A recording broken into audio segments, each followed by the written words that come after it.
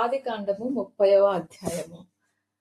ఈ అధ్యాయంలో ప్రధానంగా రాహేలు మరియు లేయా మధ్యన ఉండే కాంపిటీషన్ ని మనం గమనిస్తాము. రెండవది లాబాను మరియు యాకోబు మధ్య జరిగే సంభాషణ అండ్ వాళ్ళిద్దరి మధ్య జరిగే ఒక అగ్రిమెంట్ అనేది మనము చూస్తాము. Rachel jealous of her sister Leah. రాహేలుకు తన అక్క మీద అసూయ ఉంటుంది. ఎందుకు అంటే లేయాకు దేవుడు 4 పిల్లల్ని దయచేసినాడు, బట్ ఆమె ఇంతవరకు ప్రెగ్నెంట్ అవ్వలేదు అని. అందుకోసం ఆమె తన భర్తను అడుగుతుంది, నాకు గర్భఫలము నిమ్ము, లేని ఎడల నేను చచ్చెదను అనేసి. అందుకు యాకోబు కొప్పడతాడు, నేను గర్భఫలము నీకు ఇయ్యకపోయినా నేను దేవునికి ప్రతిగా ఉన్నానా అనేసి. ఎందుకు అంటే గర్భఫలము అనేది దేవుడు ఇచ్చే వరంగా భావించడము అనేది అనాదిగా వస్తున్న విషయము. బట్ రాహేలు doesn't accept with this and she asked Jacob to go with Bilhah. Bilhah అనే తన దాసితో వెళ్ళమనేసి యాకోబుకు చెప్తుంది. ఆమె ద్వారా నాకు పిల్లలు పుడతారు, నా కొరకు ఆమె పిల్లలు కనును, ఆ విధంగా నేను తల్లిని అవుతాను కదా అనుకుంటుంది. ఇదే నిర్ణయం ఇంతకు ముందు ఒకరు తీసుకొని ఉన్నారు మనం బైబిల్లో. షారా కూడా తనకు పిల్లలు పుట్టక చాలా సంవత్సరంలో అయిన తర్వాత తన దాసి అయిన హాగరును అబ్రహామునికిచ్చి ఆమెతో వెళ్ళుము, ఆమె వలన నాకు పిల్లల్ని కంటారు అంటుంది. కానీ తర్వాత జరిగిందేంటో మనందరికీ తెలిసిన విషయమే. ఆమె ప్రెగ్నెంట్ అయిన తర్వాత ఈమె బాధపడుతుంది. హాగరు ఎప్పుడైతే షారాను తన యజమానురాలిని నీచంగా చూస్తుందో అప్పుడు ఆమె చాలా బాధపడుతుంది. దేవుడే నీకును నాకును మధ్యన దీనికి సంబంధించిన తీర్పు తీరుస్తాడు అని అబ్రహాముతో అంటుంది. ఇక్కడ ఇంకొక భార్యను మనం చూస్తున్నాము. ఆమె కూడా తన దాసితో వెళ్ళమని తన భర్తకు చెప్తూ ఉంది. ఆమెనే రాహేలు, రేచల్. మరి ఆమె కోరుకున్న విధంగానే ఆమె దాసి బిల్హా కుమారుణ్ణి కంటుంది. ఆ కుమారునికి దాను అని పేరు పెడుతుంది రేచల్. నా మొర విని దేవుడు నాకు కుమారుణ్ణి దయచేశాడు అని అతనికి దాను అని పేరు పెడుతుంది. రెండవసారి బిల్హా మళ్ళీ కుమారుణ్ణి కంటుంది. దేవుని కృప విషయమే నా అక్కతో పోరాడి గెలిచి తిని అని అతనికి నఫ్తాలి అని పేరు పెడుతుంది. మీరు ఇక్కడ ఒక విషయం గమనిస్తూ ఉంటే దేవుని కృప విషయమై నా అక్కతో పోరాడి గెలిచి తిని అంటుంది. అంటే ఆమె ఇక్కడ కాంపిటీటర్ గా ఎవరిని తీసుకుంటోంది అంటే ఎవరితో కంపేర్ చేసుకోవాలి తనని తాను అనుకుంటోంది. ఎవరితో కంపేర్ చేసుకుంటోంది అంటే తన అక్క అయిన లేయాతో కంపేర్ చేసుకుంటుంది. ఏ విషయంలో కంపేర్ చేసుకుంటుంది అంటే తనకు పిల్లలు కలిగిన విషయము, తనకు కలగని విషయంలో కంపేర్ చేసుకుంటుంది. అంతే కదండి, ఇది చాలా సహజమైన ఒక విషయం. మనం చాలా వరకు కూడా ఏం చేస్తాము అంటే మనకి ఏదైతే కొదవగా ఉంటుందో ఆ కొదవగా ఉన్న విషయంలో మనము ఆ కొదవ ఏ వ్యక్తికైతే లేదో ఆ వ్యక్తిని చూసి తనతో మనం కంపేర్ చేసుకుంటాము. వాళ్ళ లైఫ్ నాకన్నా బెటర్ కదా, వాళ్ళ స్టేటస్ నాకన్నా బెటర్ కదా, వాళ్ళ పొజిషన్ నాకన్నా బెటర్ కదా, వారికి పెళ్ళైంది కదా, నాకు పెళ్లి కాలేదు కదా, వాళ్ళకి పిల్లలు ఉన్నారు కదా, నాకు పిల్లలు లేరు కదా, వాళ్ళకి ఉద్యోగం ఉంది కదా, నాకు ఉద్యోగం లేదు కదా, వాళ్ళకి ఆరోగ్యం ఉంది కదా, నాకు ఆరోగ్యం లేదు కదా.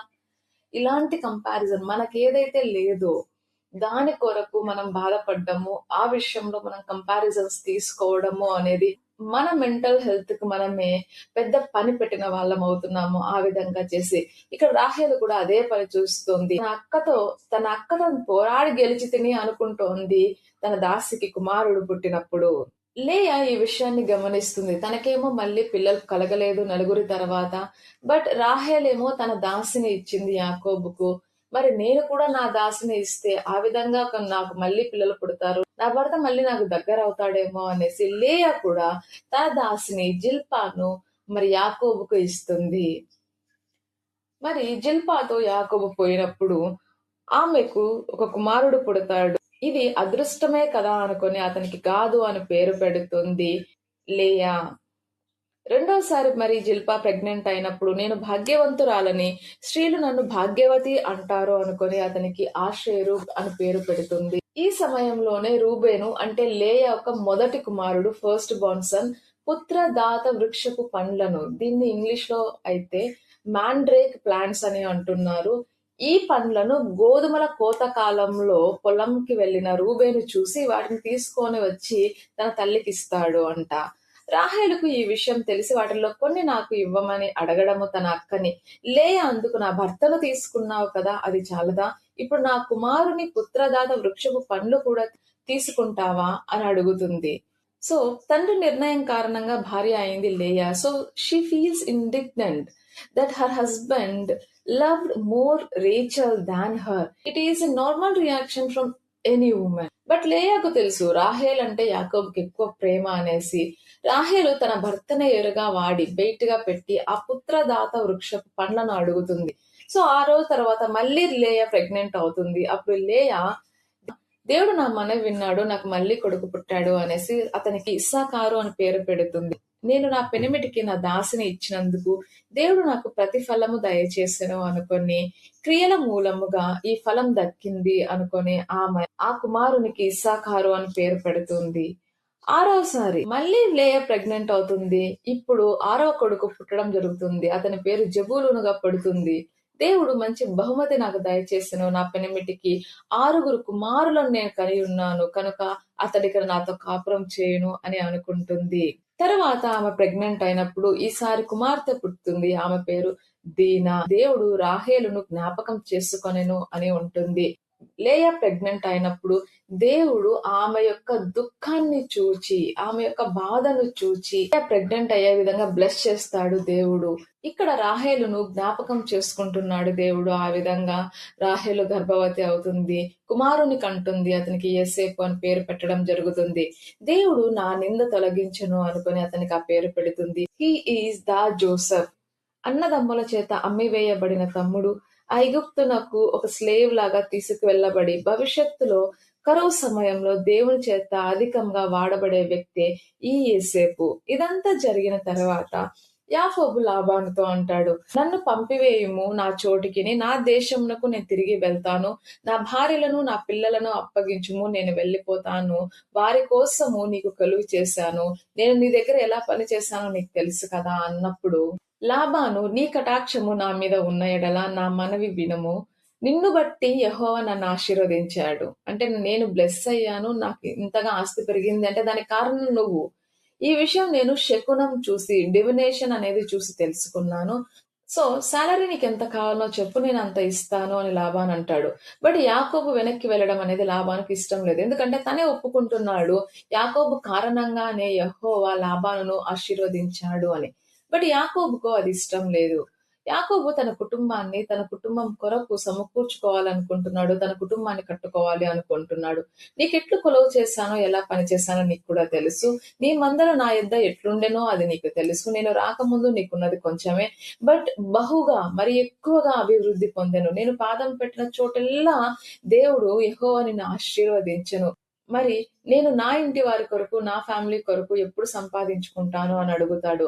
అయితే నీకేమి ఇయ్యాలి అనేసి లాబాను అడిగినప్పుడు, నువ్వు నాకేమి ఇయ్యొద్దు, బట్ ఈ విధంగా చెయ్యి. తిరిగి నేను నీ మందను కాస్తా, జీతం గూర్చి చూడవచ్చినప్పుడు నా న్యాయ ప్రవర్తననే నీకు సాక్ష్యం అవుతాది. నీ మందను 2గా విడదీద్దాము. ఒకటి పొడలు మచ్చలు నల్లగా ఉన్న గొర్రెలు మేకలన్నిటివి నీవి, మిగిలినవి నేను కాస్తాను. ఆ తర్వాత ఈ పొడలు మచ్చలు నల్లగా లేని మందలోంచి ఒకవేళ పొడలు మచ్చలు నల్లగా ఉన్నవి గొర్రెలు మేకలు పుట్టినప్పుడు అవి నాకు జీతం అవుతాయి, ఆ విధంగా లేనివి నీవవుతాయి అనేసి యాకోబు అంటాడు. అందుకు లాబాను ఒప్పుకుంటాడు. బట్ యాకోబుకు ఒక టెక్నిక్ తెలుస్తుంది. అదేంటి అంటే, చినారు జంగిసాలు అనే మొక్కను ఆ విధంగా ఉంచినప్పుడు, అవి చూలు కట్టేటప్పుడు ఆ పిల్లలు కూడా పుట్టేవన్నీ కూడా పొడలు మచ్చలు చారలు గలవి పుడతాయన్నమాట. సో వాళ్ళకి అగ్రిమెంట్ ఏంటి అంటే, ఈ పొడలు మచ్చలు చారలు లేని మంద ఏదైతే యాకోబు కాస్తున్నాడో ఆ మంద నెక్స్ట్ పిల్లలు పెట్టినప్పుడు, ఆ మందలో నుండి గొర్రెలు మేకలు నెక్స్ట్ పిల్లలు పుట్టినప్పుడు వాటికి ఒకవేళ చారలు గలవి పొడలు గలవి నల్లగా ఉన్నాయి మేకలు గాని గొర్రెలు గాని పుడితే అవన్నీ కూడా యాకోబు అవుతాయి. సో ఈ టెక్నిక్ తెలిసిన యాకోబు ఏం చేస్తాడు అంటే, బలంగా ఉన్న గొర్రెలు మేకలు చూలు కట్టేటప్పుడు ఆ మొక్కను ఆ విధంగా చూలు కట్టే ప్లేస్ లో ఉంచి వాడతాడు. అవి పుట్టే పిల్లలన్నీ కూడా పొడలు మచ్చలు చారలు కలిగినవి పుడతాయి అన్నమాట. బలహీనమైనవి చూలు కట్టినప్పుడు ఆ చువ్వలు అక్కడ అతను పెట్టడు. ఆ విధంగా చేసినప్పుడు బలహీనమైన మంద అనేది లాబానుదవుతుంది, బలమైన మంద యాకోబుకు దక్కుతుంది. ఆ ప్రకారం ఆ మనుష్యుడు అంటే యాకోబు అత్యధికంగా అభివృద్ధి చెంది విస్తారమైన మందలు, దాసీలు, దాసులు, ఒంటెలు గాడిదలు గలవాడు అవుతాడనమాట. ఇది మనకు బ్రీఫ్ గా 30వ అధ్యాయం. మరి 30వ అధ్యాయం నుంచి మనం ఏం నేర్చుకుంటున్నామంటే, ఇక్కడ రాహేలు మనస్తత్వము, లేయా మనస్తత్వము, యాకోబు మరియు లాబానుల దగ్గర నుంచి మనం కొన్ని విషయాలు గ్రహించవచ్చు. మొదటిది రాహేలు. రాహేలు స్టార్టింగ్ లోనే యాకోబుతో నాకు గర్భఫలము ఇవ్వుము అని అడుగుతుంది తన భర్తను. రిబ్కాకు పెళ్ళైన 20 ఏండ్ల వరకు కూడా పిల్లలు లేని కాలంలో ఇస్సాకు దేవుణ్ణి ప్రార్థిస్తాడు. దేవుణ్ణి ప్రార్థించిన తర్వాత అతనికి పిల్లలు కలిగిన విధంగా, రిబ్కా గర్భవతి అయిన విధంగా మనం గమనించాము. కానీ ఇక్కడ రాహేలు తన భర్తను అడుగుతుంది. అంటే మనుషుల మీద ఆధారపడే మనస్తత్వము. ఎవరి మీద మనం ఆధారపడుతున్నాము, మనం ఎవరిని అడుగుతున్నాము, ఇది చాలా ఇంపార్టెంట్ మన విశ్వాస జీవిత ప్రయాణంలో. రెండో విషయం, తనకు పిల్లలు కలగనప్పుడు ఆమె తన దాసిని యాకోబుకిస్తుంది. ఇదే దారి ఎంచుకున్న ఒక స్త్రీ షారా మనకు బైబిల్‌లో హాగరును అబ్రహాముకు అప్పగిస్తుంది. ఆ విధంగా అబ్రహాముకు ఇష్మాయేలు పుట్టడం జరుగుతుంది. ఇక్కడ దాన్నే ఫాలో అవుతోంది రాహేలు కూడా. ఇక్కడ ఈమె తన దాసిని తన భర్తకిస్తుంది పిల్లలు తనకు కలగడం కోసము. ఎందుకు అంటే అక్కడ కనీసం సారాకు అంతవరకు పిల్లలు లేరు. అబ్రహాముకు అంతవరకు పిల్లలు లేరు. కానీ ఇక్కడ యాకోబుకి ఆల్రెడీ పిల్లలు ఉన్నారు. బట్ యాకోబుకి పిల్లలు ఉన్నారా లేదా అనేది ఇంపార్టెంట్ కాదు. వాళ్ళు లేయా వల్ల కలిగినారు తప్పనించి రాహేలు వల్ల కాదు. So she is jealous of her sister. తన పోరాటము, తన కాంపిటీషన్ ఎవరు అన్నప్పుడు తన సిస్టర్. ఇదే విధంగా మనం కూడా ఉంటున్నాము. మనం కూడా ఈ లోకంలో కాంపిటీషన్ అనేది ఎవరితో పెట్టుకుంటామో అన్నప్పుడు చిన్నప్పుడేమో సిబ్లింగ్స్ తో ఉంటుంది, పెద్దగా అయ్యాక క్లాస్మేట్స్ తో ఉంటుంది, కలీగ్స్ తో ఉంటుంది. ఒక్కొక్కసారి ఇన్విజిబుల్ ఎనిమీతో కూడా మనం పోరాడుతూ ఉంటాము ఈ లోక విషయాల కోసము. మనం రాహేలు నుంచి నేర్చుకునే విషయం ఏంటి అంటే, మనం ఎవరితో పోరాడుతున్నాము, ఎవరి మీద ఆధారపడుతున్నాము అనేది మనం క్లియర్‌గా తెలుసుకోవాల్సిన విషయము. రెండవది లేయా. లేయాకు ఆల్రెడీ 4 కుమారులను దేవుడిచ్చాడు. ఆమె ద్వేషించబడడం చూసి తన భర్త చేత లేయా ద్వేషించబడడం చూసి దేవుడు లేయాకు ఆ బ్లెస్సింగ్ ఇచ్చాడు. కానీ ఈమె ఏం చేస్తుంది, తన చెల్లెలు చేసిన విధంగా, తన చెల్లెలు ఏ విధంగా అయితే తన దాసిని తన భర్తకిచ్చి పిల్లలు కలిగినారో ఆ విధంగా తన దాసిని జిల్పాను యాకోబుకు ఇస్తూ ఉంది. అవసరమా? తనకు పిల్లలు లేక ఒకవేళ రాహేలు ఆ విధంగా స్టెప్ తీసుకుంది అంటే ఒక విషయం. కానీ పిల్లలు కలిగి ఉండి కూడా లేయా కూడా అదే నిర్ణయం తీసుకొని అదే విధంగా దాసిని తన భర్తకు అప్పగిస్తోంది. కుమారులు పుట్టిన తర్వాత ఆమె అదృష్టవంతురాలని, భాగ్యవంతురాలని అనుకుంటూ ఉంది. అంతేకాకుండా అలా ఇవ్వడం వలననే తాను మళ్ళీ గర్భవతిని అయ్యాను అనుకునేసి పొరపడుతుంది, అపోహపడుతోంది ఇక్కడ లేయా. అంతేకాకుండా నా పెనిమిటికి 6 కుమారులను కని ఉన్నాను కనుక అతడికన నాతో కాపురం చేయును అనుకుంటుంది. Is it true? Is it possible that you can bind a person with you when they do not like you? ఒకరు మనల్ని ఇష్టపడనప్పుడు మనం ఈ విధంగా వాళ్ళని బైండ్ చేయగలమా? వాళ్ళని మనతో ఉండడానికి ఫోర్స్ చేయగలమా? లేదండి. లాబాను, దేవుడు తనని యాకోబు కారణంగానే ఆశీర్వదించాడని తెలుసు. యాకోబు తన చిన్న కుమార్తెను ఇష్టపడుతున్నాడని తెలుసు. 7 ఏండ్లు అతనికి కొలువు చేయడానికి సిద్ధంగా ఉన్నాడని తెలుసు. కానీ సమయం అయిపోయిన తర్వాత విందు చేయించి అందరికి భోజనాలు పెట్టించి లేయాను యాకోబు దగ్గరికి పంపిస్తాడు లాబాను. ఎందుకు అన్నప్పుడు యాకోబు వల్ల తనకు ఆశీర్వాదం వచ్చింది, యాకోబు వల్ల తనకు డెవలప్మెంట్ అనేది ఉంది. అలాంటప్పుడు యాకోబును వదులుకోవడానికి ఇష్టపడడం లేదు లాబాను. వ్యక్తుల్ని మనం ఏ కారణాల వల్ల కంట్రోల్ చేయాలి అనుకుంటూ ఉన్నాము అనేది మనం ఒకసారి ప్రశ్నించుకుందాము. యాకోబు ఇక్కడ గ్రహిస్తున్నాడు, దేవుడు తనను బట్టే లాభాలను ఆశీర్వదించాడు అనేసి. యాకోబు గ్రహిస్తున్నాడు, ఇప్పుడు నా కుటుంబాన్ని నేను కట్టుకోవాల్సిన సమయం అనేది వచ్చింది. నేను నా కుటుంబం కోసము సమకూర్చుకోవాలి. నా ఇంటి వారి కోసం, నా ఫ్యామిలీ కోసం నేను ఎప్పుడు సంపాదించుకుంటాను అని తను బాధ్యతతో ఆలోచించడం అనేది మొదలు పెడుతూ ఉన్నాడు యాకోబు. దేవుడు యాకోబును ఆశీర్వదించిన ప్రకారం అతడు అత్యధికముగా అభివృద్ధి పొంది విస్తారమైన మందలు, దాసులు, ఒంటెలు, గాడిదలు కలవాడయ్యాడు అనేది మనకు లాస్ట్ వచనంలో కనిపిస్తూ ఉంది. అంటే దేవుడు ఎంతగా యాకోబును ఆశీర్వదించి ఉంటాడో ఒక్కసారి గమనించుకుందాము. ఒక్కడిగా వచ్చాడు తన బంధువుల దగ్గరికి, పారిపోయి వచ్చాడు తన ఇంటి నుంచి. కానీ ఇక్కడికి వచ్చిన తర్వాత అవును, మోసపోయిన మాట వాస్తవమే అయినా కూడా దేవుడు నీకు తోడే ఉంటాను అన్నాడు. ఉన్నాడు, అతన్ని క్షేమంగా తీసుకుని వచ్చాడు. ఇక్కడ అతనికి కుటుంబాన్ని ఏర్పాటు చేశాడు. సంతానం కలిగింది. అదే విధంగా అభివృద్ధి అనేది ఎంతగా జరిగింది అంటే విస్తారమైన మందలు, దాసులు, ఒంటెలు, గాడిదలు కలవాడవుతున్నాడు. He was blessed so much that others would envy him like Laban sons. అతడు ఎదుటివారు చూసి అసూయ పడేంతగా దేవుడు యాకోబుని ఆశీర్వదించాడు. దానికి బెస్ట్ ఎగ్జాంపుల్ లాబాను యొక్క కుమారులు. మరి మనం ఎవరిపైన ఆధారపడుతున్నాము? మనం ఏ విషయాలను ప్రమాణంగా తీసుకొని మరి ఈ లోకంలో కాంపిటీషన్ అనేది వేరే వాళ్ళతో పెట్టుకుంటున్నావు?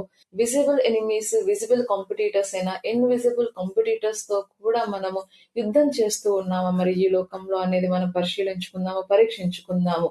యాకోబును ఆశీర్వదించిన దేవుడు నిన్ను నన్ను కూడా ఆశీర్వదిస్తాడు. అవును, ఒక్కొక్కసారి కొంత సమయం అనేది పట్టొచ్చు.